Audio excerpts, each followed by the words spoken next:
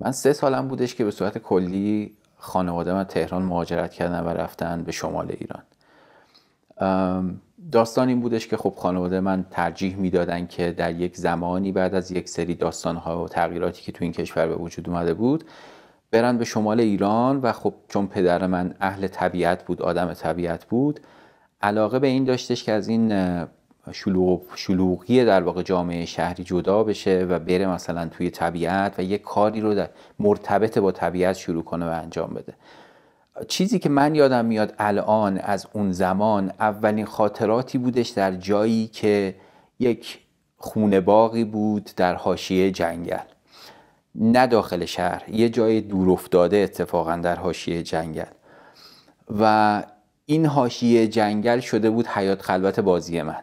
در واقع جایی بودش که به جای توی کوچه گل کوچیک بازی کردن، زندگی من از همون زمان کودکی شده بود کنار جنگل بازی کردن با خودم. و این با خودم بازی کردنه به نظر من خیلی نقش مهمی داشتش، به خاطر اینکه چیزی رو نداری که بخوای باهاش زندگی شهری رو تجربه کنی، خودتی و باید بتونی در واقع کشف بکنی، خودت رو کشف بکنی، دنیای اطرافت رو کشف بکنی. دنیای اطرافت چی بوده؟ طبیعت بوده. پس این منتهی می شده نهایتا به طبیعت رو کشف کردن. زندگی ما خیلی توی اون حوزه طبیعی، توی اون خونه باغ، با عوامل طبیعی و پارامترهای طبیعی میگذشتش. یعنی اینکه مرغ داشتیم، خروس داشتیم، یه باغی بودش که توش میوه بودش. من پدرم کاری که شروع کرده بودش دامداری صنعتی بود، در نتیجه اون محصولات لبنی و اینها آورده میشدش. همه چیز یه جوری ساخته خودمون بودش. یادم میادش که خب یه زمانهایی من میرفتم تو اون جایی که پدر من داشتش کار میکردش. اولین ارتباطات شاید با حیوانات از همون گاوه شروع شد یا از همون گوسفنده شروع شدش که در یک جایی بودش. الان که فکر میکنم میبینم که شاید نشناختن یه سری چیزهای شهری اون زمان خیلی از دست دادن نبوده. یعنی بعداً تونستم اونا رو به دست بیارم و به سرعت هم تونستم به دست بیارم. اما اگر که اون زمان مثلا طبیعت نبود، شاید خیلی از مسائلی که امروز باش درگیر هستم تو حوزه طبیعت و شناخت‌ها دیگه نمیتونست تو جامعه شهری حاصل بشه. این تفاوتیه که ما از جامعه‌های مدرن صنعتی به نظرم با جامعه‌های روستایی و اولیه‌ای که در حاشیه طبیعت دارن زندگی میکنن میتونیم ببینیم توشون. پدر من سوارکار بود و کلاس 5 که من بودم، حالا الکی بهم میگفتش که اگر تو شاگرد اول بشی واسه یه دونه مثلا اسب میخرم. یادم هستش که خب منم تو اون دوران بچگی خیلی سعی میکردم که این کارو بکنم که شاگرد اول بشم. واقعا برای خودش میخواست اسب بخره، ولی خب اون داشتن اسب و تجربه سوارکاری کردن و رفت و آمد توی جنگل با اسب و خلاصه اون زندگی اون شکلی خیلی تاثیر داشت. یعنی این تمام شناختی بودش که من از اطرافم داشتم. وقتی شما همبازی خیلی نداری که باهاش توی کوچه گل کوچیک بازی کنی، خب در نتیجه تصمیم میگیری که یک جوری از دنیای اطرافت لذت ببری. این از دنیای اطراف لذت بردن با هر چیزی که در دوران کودکی امکان پذیره انجام میشه دیگه. صبح اینطوری بودش که من صبح بلند میشدم، معمولا را میافتادم میرفتم تو حاشیه مثلا جنگل و میچرخیدم. هر آنچه که در دنیای پیرامون بود شاید برام جذاب بودش، چون به هر صورت تا جایی که من میدونم، میدونی انسان ها تا 12-13 سالگی دارن بیشترین تأثیر رو از دنیای اطرافشون میگیرن. این تأثیر گرفتن از دنیای اطرافشون نهایتا تو زندگی آیندهشون روش زندگی رو بهشون نشون میده. راه میافتادم و میرفتم توی جنگل و خب از آن چیزهایی که شنیده بودم در مورد گیاها، در مورد حیوانات، در مورد مسیرهای جنگلی سعی میکردم که خودم کشفشون بکنم.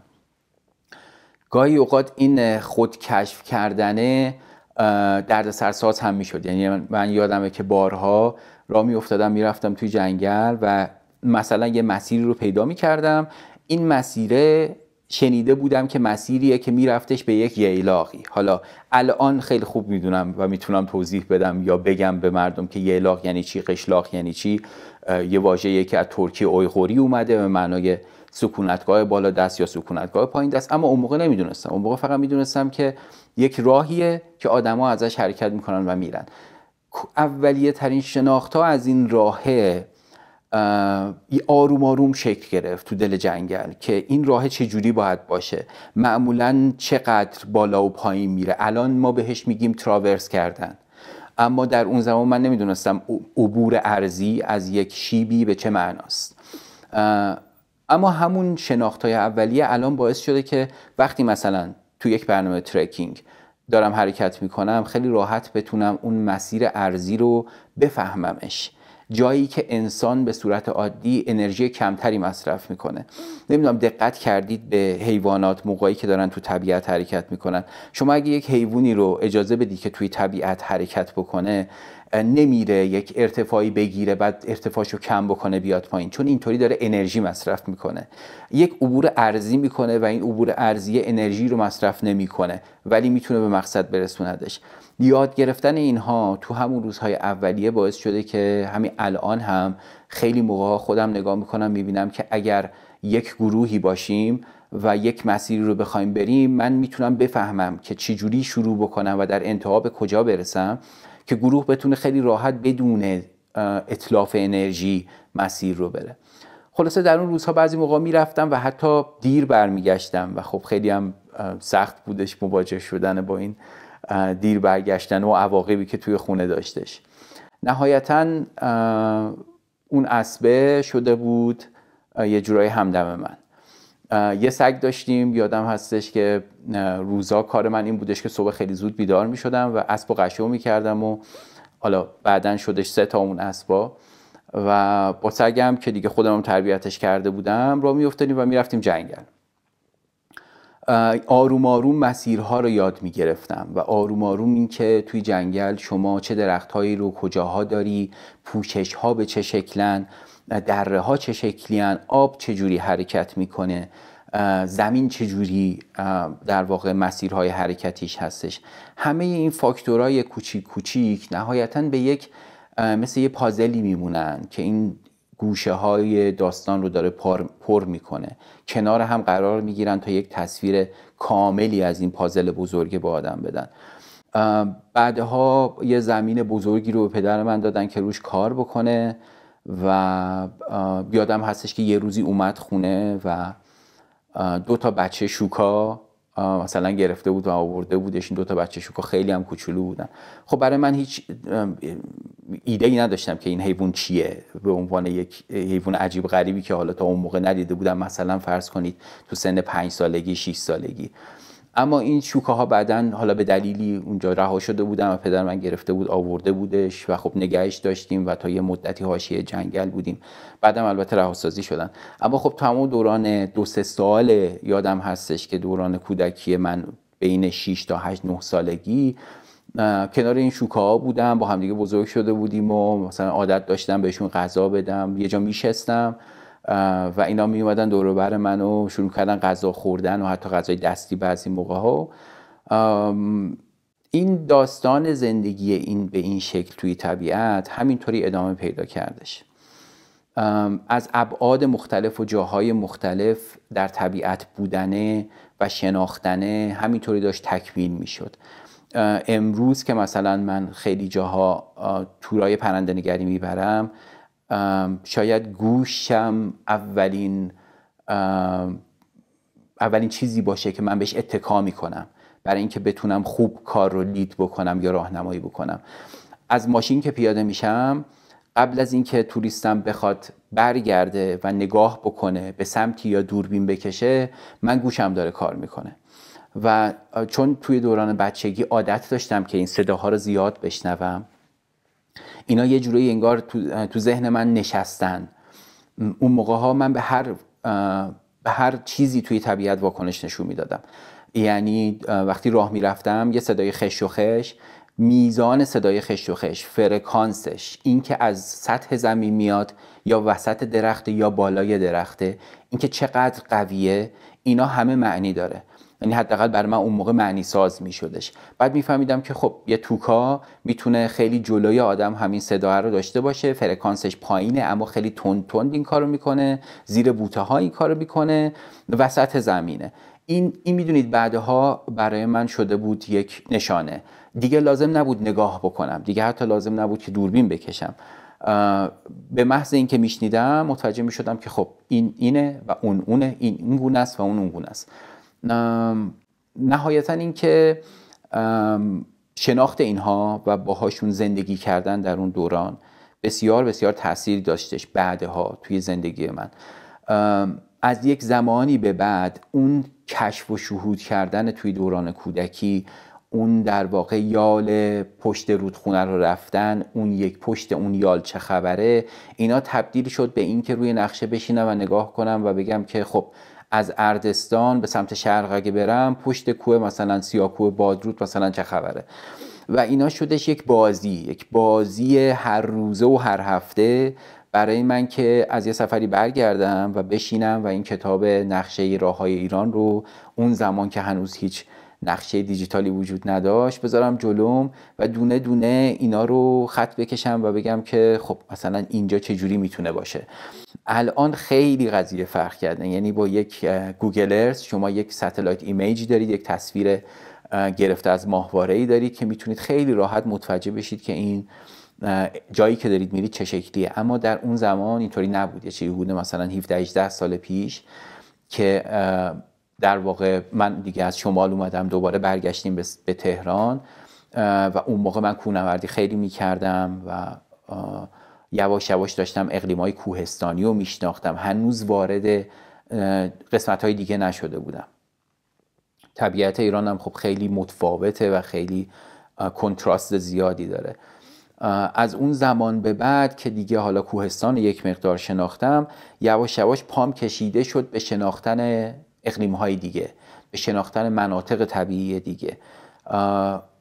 کتابه رو میشستم بازش میکردم و نگاه میکردیم و میگفتیم که خب حالا مثلا ما تا حالا توی البرز داشتیم اینجاها رو میرفتیم تو مناطق کوهستانی و صعود میکردیم، الان اگه بلنشیم بریم مثلا پشت چرمشهر تا مرنجاب چه شکلی خواهد بود. یادمه که اولین شناخت من از کویر نچی حدود 17-18 سال پیش بودش که بلند شدیم رفتیم یک پیاده روی خیلی طولانی از یک جایی پشت چرمشهر تا مرنجاب. خیلی طولانی بود این مسیر و ما اصلا چون هیچ ایده ای نداشتیم نسبت به اینکه راه رفتن در کویر چقدر متفاوته با راه رفتن و کوهنوردی کردن، یک روزم اضافه شد به برنامه‌مون و خب بارون گرفتش و خیلی دردسر کشیدیم.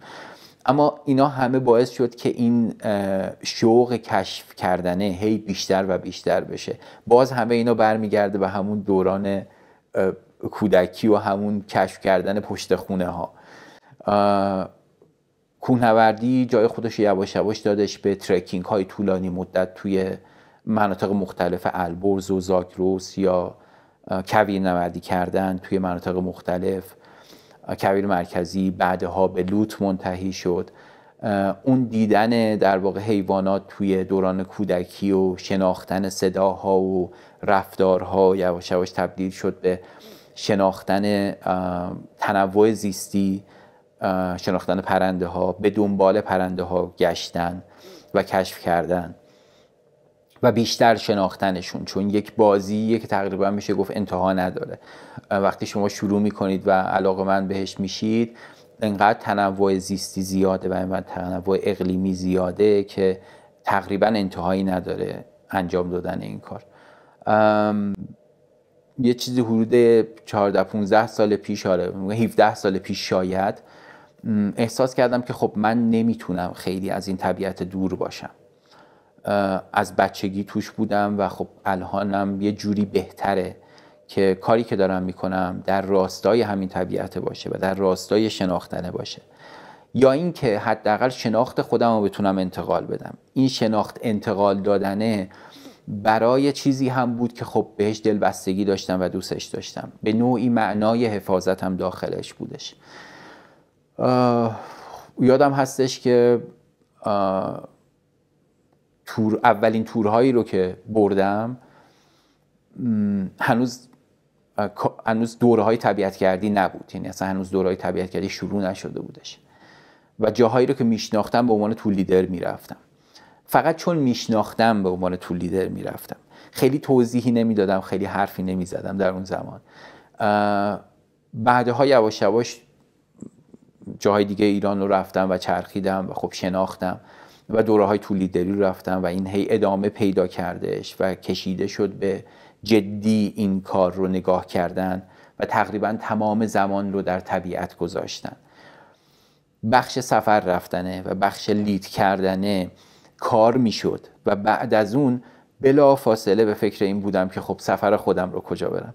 یعنی همیشه اینطوری بودش که من بعضی موقع مثلا 25 روز تور داشتم، تو این 25 روز تور با 40 نفر 50 نفر بعضی موقع باید اینها رو راهنمایی میکردم، علاوه بر تمام توضیحات، علاوه بر تمام هماهنگی ها، علاوه بر تمام خستگی که وجود داشت، اگرچه در طبیعت هم بود خیلی هاش، اما در تمام زمانش هم داشتم به این فکر میکردم که خب برگردم چی کار بکنم و این برگردم چی کار بکنم بلا فاصله منتهی میشد به طبیعت و در طبیعت رفتن.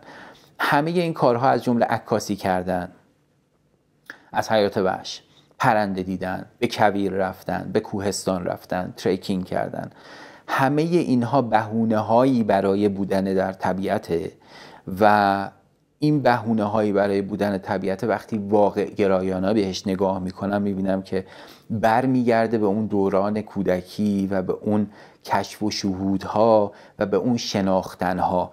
چون یه مسئله معروفی هست که میگن شما چیزی رو که میشناسی دوستش داری، اگه نشناسی که اصلا دوستش نداری.